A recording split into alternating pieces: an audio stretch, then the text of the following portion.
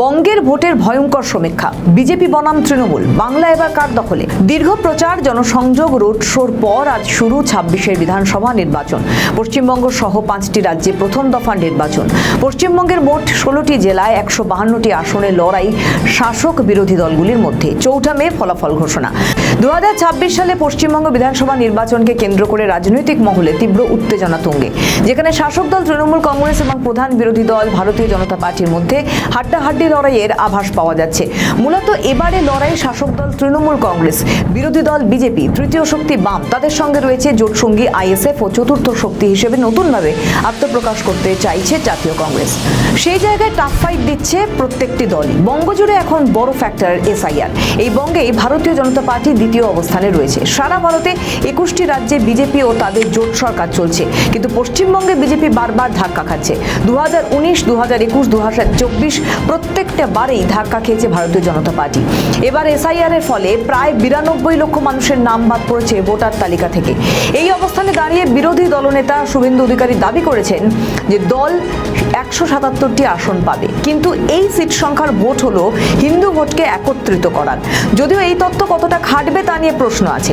গত ৩টি পরপর নির্বাচনে ৩৯% যে ভোট বিজেপি পেয়েছিল তা কিন্তু ৩৪% নামতে পারে বলে সমীক্ষা বলছে। অপরদিকে তৃণমূল ভোট শতাংশ একই রাখছে, যদিও অন্যদিকে ভোটের শতাংশ বাড়তে পারে বামেদের। সমীক্ষা বলছে বামেরা ১০ থেকে ১২% ভোট পেতে পারে ২৬ বিধানসভা নির্বাচনে। কংগ্রেসেরও ভোটের শতাংশ বাড়তে পারে বলে সমীক্ষা বলছে। বিশেষ করে মালদা, মুর্শিদাবাদ, দিনাজপুরে কংগ্রেস পুরনো জমি ফিরে পাওয়ার জায়গা তৈরি করতে চলেছে। ইতিমধ্যে ৩০ বছর পর বিধানসভা নির্বাচনে অধীর রঞ্জন চৌধুরী লড়াই করছেন, ফলে বহরমপুর থেকে শুরু করে বেশ কিছু জায়গায় তার প্রভাব কিন্তু থাকছে। ২৯৪টি আসনের মধ্যে সরকার গঠনের জন্য ম্যাজিক ফিগার ১৪৮ সংখ্যা অনেকটাই উপরে থাকছে তৃণমূল কংগ্রেসের। বিজেপি ৬৫ থেকে ৮৫টি আসন পেতে পারে বলে একটি সমীক্ষা বলছে। কংগ্রেস ৫টার কাছাকাছি আসন পেতে পারে। আইএসএফ ১টা থেকে ২টি আসন পেতে পারে। বামেদের তরুণ ব্রিগেড নেমেছে ২৬ বিধানসভা নির্বাচনে, ফলে এবার বামেদের অবস্থান কিছুটা ভালো হতে চলেছে বলে সমীক্ষার কিন্তু ফলাফল তাই বলছে। ফলে বামেদের শূন্যের গেড়ও কাটতে পারে বলে মনে করা হচ্ছে। বামেদের ভোট শতাংশ বেড়ে ১২% হতে পারে বলে সমীক্ষা বলছে। হুমায়ুন কবিরকে যে নতুন দল, সেই দল খুব যে দাগ কাটতে পারবে তেমন কোনো সমীক্ষার ফল বলছে না। যদি অন্য সমীক্ষা আবার বলছে যে মমতা বন্দ্যোপাধ্যায়ের নেতৃত্বাধীন তৃণমূল কংগ্রেস এগিয়ে থাকলেও বিজেপি তাদের আসন সংখ্যা উল্লেখযোগ্যভাবে বাড়াতে পারে। ভোটের সমীক্ষা অনুযায়ী তৃণমূল চতুর্থবারের মতো ক্ষমতায় ফিরতে পারে। ২৯৪ আসনের মধ্যে তৃণমূল ১৭৪ থেকে ১৯৪টি আসন পেতে পারে। অন্যদিকে বিজেপি ১০৮ থেকে ১১৮টি আসনে জয়ী হতে পারে।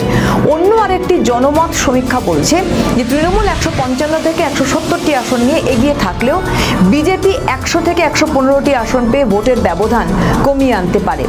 কিছু সমীক্ষা বলছে হাড্ডাহাড্ডি লড়াইয়ে তৃণমূল ১৬০-এর বেশি আসন পেতে পারে, আর বিজেপি ১২০-র গণ্ডি পেরিয়ে যেতে পারে, যা ২০২১ সালের তুলনায় বিজেপি শক্তি বৃদ্ধির নির্দেশ করছে। বিভিন্ন সমীক্ষা অনুসারে মমতার জনমুখী প্রকল্প, বিশেষ করে লক্ষ্মীর ভাণ্ডার, মহিলা ভোটারদের একটি বড় অংশকে তৃণমূলের দিকে ধরে রাখতে সাহায্য করেছে বিগত দিনগুলোতে। সুতরাং সেই ফ্যাক্টরটি ২৬ বিধানসভা নির্বাচনে কিছু অংশে কার্যকরী হতে পারে। অন্যদিকে হিন্দুত্ববাদী মেরুকরণ, নাগরিকত্ব ইস্যু, দুর্নীতি বিরোধী প্রচারে বিজেপি তাদের ভোট শতাংশ বৃদ্ধি করেছে, বিশেষ করে উত্তরবঙ্গে ও জঙ্গলমহলে। লড়াই মূলত এখন দেখা যাচ্ছে দ্বিমুখী। সমীক্ষাগুলোর গড়পড়তা ফলাফল ইঙ্গিত দেয় যে তৃণমূল ক্ষমতায় ফেরার দৌড়ে এগিয়ে থাকলেও এবারে লড়াই আগের চেয়ে অনেক বেশি কঠিন ও ভয়ঙ্কর হতে চলেছে। বিজেপির ভোট শতাংশ ৪০%-এর কাছাকাছি পৌঁছে যাওয়ার লড়াই হাড্ডাহাড্ডি। তবে তৃণমূলের গ্রাসরুট সংগঠন ও মমতা বন্দ্যোপাধ্যায়ের যে ব্যক্তিগত ক্যারিশমা তৃণমূলকে চতুর্থবারের জন্য সরকার গঠনের সুবিধাজনক অবস্থানে কিন্তু রেখেছে। আমাদের ভিডিও ভালো লাগলে লাইক ও শেয়ার করুন। কমেন্ট সেকশনে আপনাদের মতামত জানান। আরও ভিডিও পেতে আমাদের চ্যানেলটিকে সাবস্ক্রাইব করুন এবং প্রতি মুহূর্তে খবরের আপডেট পেতে প্রেস করুন বেল আইকন।